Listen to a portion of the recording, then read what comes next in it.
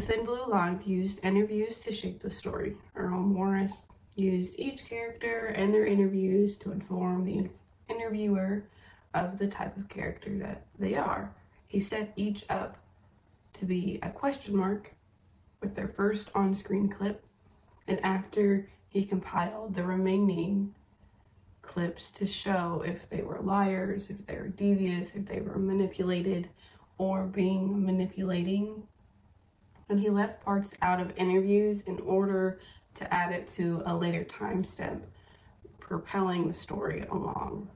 The way that he used these interviews was to shape the story. The story came from the interviews.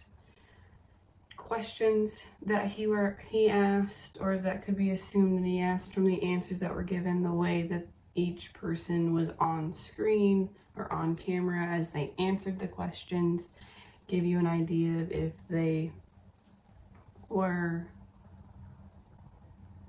being truthful or like what their character type was in the story.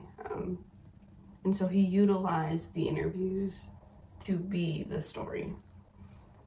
You know, the question asked if it informed my understanding of the interview in film, and I would say that it did, because when looking at how I was taught to conduct interviews and use them in films or in video production, I knew that it came from a news background, but I didn't know that it had a name.